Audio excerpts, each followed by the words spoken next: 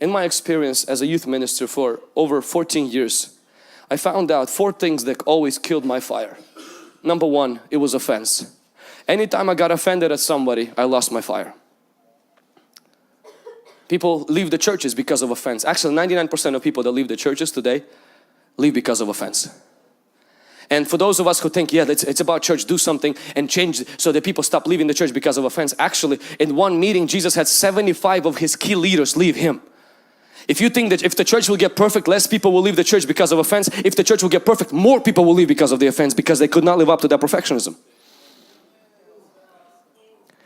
Offense is unavoidable. We can only stop causing offenses, but we cannot ever stop having offenses. You will be offended. And offense is the devil's trap to cause your fire to die out. It's just the devil's trap. That's all it is.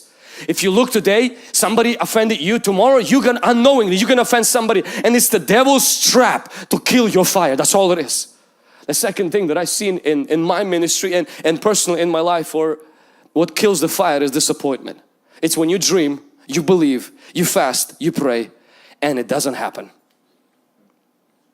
You prayed for somebody you believed that they're going to be healed. You had a word from God, you knew it, and nothing happened. And next thing that happened is that becomes like a water that goes on your fire. And it's very important. I want you to see this. When you get offended, honestly, Jesus doesn't really go after you and tries to butter you up.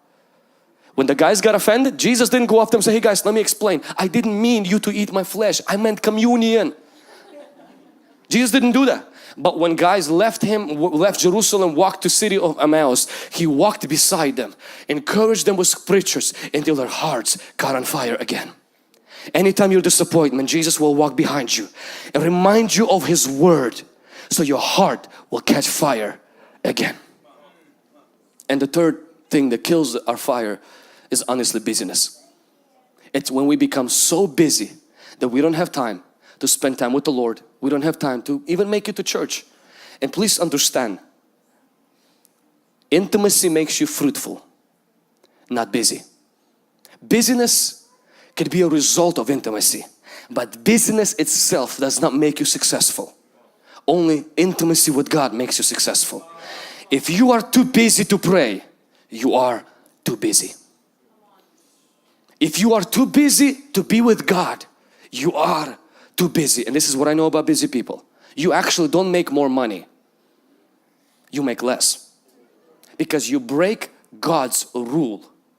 God ordered for us to rest on Saturday. If you say, but I'm going to work 3 jobs, 4 jobs, I mark this. You will not make more money. Because God blesses order and you are out of order. God blesses order, not out of order. I mentioned how Chick-fil-A decided not to open its fast food restaurant chain on Sundays, and people said, did you know that on Sundays all the fast food restaurants make the most money?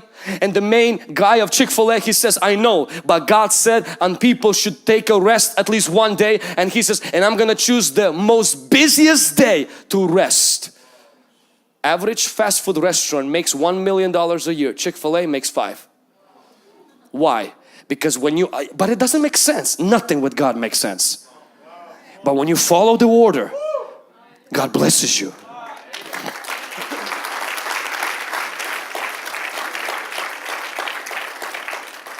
Same thing, when you give, it seems like but you're gonna lose money and somehow you have enough. When you hold on to that, it seems like it's never enough. Business is good if it comes out of your fruitfulness and it doesn't affect your intimacy with God. But the moment you see your fire is dying out, cut back on some things, catch your breath, relax. You're still gonna die.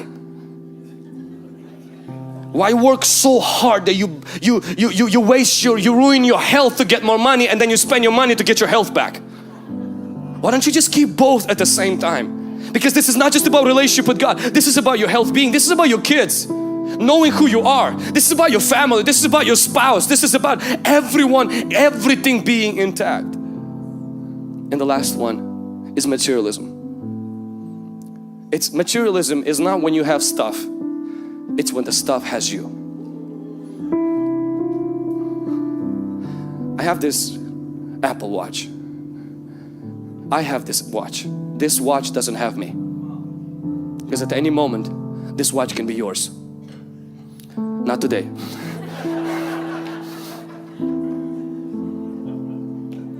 The most freeing thing for my relationship with God has been is when I can hold things without holding on to them. When God has the right to take anything out of my hand and I have the privilege to take anything out of His pocket.